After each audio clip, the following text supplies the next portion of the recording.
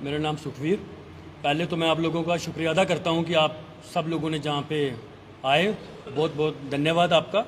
आज का जो प्रेस कॉन्फ्रेंस का जो मेन मुद्दा है वो ये है कि मेरे भाई पे एलिगेशन लगा हुआ है, जो कि पूर्व डिप्टी चीफ मिनिस्टर ताराचंद ने लगाया हुआ है कि वो वेपन लेके उसके घर में आए और अटैक किया, जो कि सरासर गलत है। तो बाकी आप बताइए, पूछिए, आप उसके रिलेटेड क्या पूछना चाहते हैं, मैं आपको पूरी डिटेल बता देता हूँ आपको। बताओ ना पूरा क्या हुआ। पूरा उस दिन क्या हुआ था कि इलेक्शन के दौरान 2 दिन पहले ताराचंद के बंदों ने, मतलब कि जतिंदर सिंह जो नाम दिया मेरे भाई का, कि उसके साथ कि आओ आप प्रचार में क्यों नहीं आ रहे, ठीक है। तो उस दिन वो आया नहीं, इलेक्शन के 1 दिन पहले आया। उसने कुछ खर्चा किया हुआ था, गाड़ी शाड़ी दी हुई थी प्रचार करने के लिए। तो सारे इलेक्शन के 1 दिन बाद सारे आए, वहाँ पे अपना खर्चे का हिसाब किताब मांग रहे थे। ये पहले पेट्रोल पंप पे गया, पेट्रोल पंप पे इसने उनकी गाड़ी भरी, उसने ताराचंद के वर्कर ने जिनका पेट्रोल पंप है।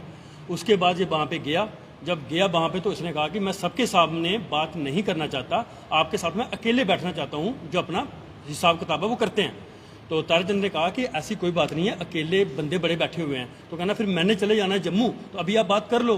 तो ताराचंद ने बोला कि अब भी बात नहीं करेंगे, हम सुबह बात करेंगे और सुबह ब्रेकफास्ट भी कर लेंगे, साथ में इसके ऊपर चर्चा भी कर लेंगे। बस इतनी सी बात हुई। वो घर आया और घर आके सो गया। 1 घंटे के बाद हमें फ़ोन आता है उस मोहल्ले से कि इसने वेपन लेके उसके ऊपर अटैक किया है। तो ऐसी बात है, और 3 पुलिस वाले सस्पेंड कर दिए हैं।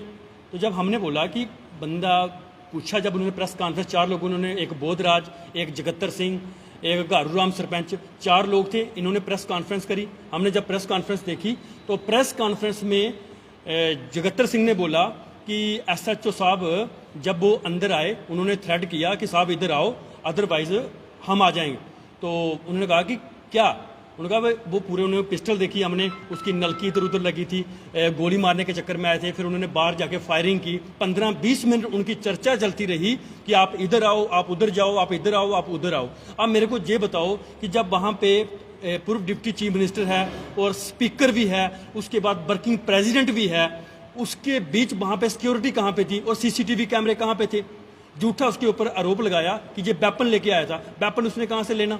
जब वो बाहर गया जी, उसने वहां पे फायर नहीं किए, बाहर जाके फायर किए। जब किसी ने किसी का मर्डर करना होता है, वो आएगा, 2 मिनट में काम करेगा, चला जाएगा। ये बोलते हैं कि पहले उसने आया, हथियार लेके आए, गेट तोड़ा, ये तोड़फोड़ की, फिर बाहर चले गए, आके घर में जाके सो गया। तो क्या जो कांड करेगा वो उसी मोहल्ले में घर आके सो जाएगा? उसको पता भी नहीं। तो इन्होंने उसके ऊपर एक प्लान किया था कि SHO साहब को ट्रांसफर करवाएंगे जहाँ पे, जो लोगों को ईमानदार आदमी है, तो ये काम इधर तो कोई गलत करने नहीं दे रहा। तो दूसरा इसका इशू रख लिया, और 2-3 ठेकेदारों के साथ इसकी थोड़ी सी रंजिश थी, उन्होंने रंजिश निकालने के लिए ये किया। अब जगत्तर सिंह और इनके दोनों के बयान मिलते नहीं। जगत्तर सिंह कह रहा है अब इधर आओ, इधर जाओ, इधर आओ, मगर SHO साहब ने जब कहा कि आते वक्त भी तलाशी नहीं ली और जाते वक्त भी तलाशी नहीं ली। अब दूसरी तरफ वही प्रेस कॉन्फ्रेंस में बोधराज बोलता है कि SHO साहब कारनामे के 15 मिनट के बाद आया। तो 15 मिनट के बाद अगर SHO साहब आया तो फिर जगत्तर सिंह झूठ क्यों बोल रहा है कि इधर आओ, उधर आओ, इधर आओ? फिर जब बोल रहे हैं कि हमने वहां पे पिस्टल देखी, उसके हाथ में हमने नलकी देखी। अब नलकी जो रिवॉल्वर की होती है वो ऊपर होती है, नीचे होती है? बिल्कुल सर सर झूठ बोल रहे हैं। और उसके बाद CCTV कैमरे क्यों नहीं थे वहां पे? डिप्टी चीफ मिनिस्टर है, छोटा मोटा बंदा तो है नहीं, स्पीकर है, डिप्टी चीफ, मगर इसके घर में CCTV कैमरे क्यों नहीं? CCTV कैमरे इसके घर में इसलिए नहीं है, वहां पे शराब चलती है, दारू चलती है, ऐसे वोट ले रहे हैं, शराबें पकड़ी जा रही हैं, तो फिर CCTV कैमरे कैसे लगाएगा? तो CCTV कैमरे ऐसा बंदा अगर नहीं लगाता तो ये भी क्राइम है। ये, और दूसरे नंबर पे उसका एक बंदे ने मुंह जो बांधा हुआ था, वो बंदा बोलता है कि पिछले बूथ पे इन्होंने पिस्टल लेके फायर किए। अब मेरे को ये बताओ कि इतनी CI लगी हुई है, पुलिस इतनी लगी हुई है, तो वो उसने यहाँ पे पोलिंग बूथ पे फायर कैसे किए? आप प्रूफ करो। हम चाहते हैं कि CBI से इंक्वायरी हो। अगर हमारा भाई दोषी पाया जाता है, पिस्टल लेके आया है, हथियार लेके आया, अगर ये प्रूफ कर देते हैं, आप जो सजा दोगे हमें मंजूर है। क्या आपका भाई इससे पहले भी इनके साथ काम करता था? हाँ, इन्होंने कहा कि वो, जगत्तर सिंह ने कहा कि वो मेरे भाई को जानता नहीं है। तो ये आपको मैं दिखा रहा हूं, ये कि जानता नहीं है। आप देखिए, क्या वो जानता नहीं है इसको?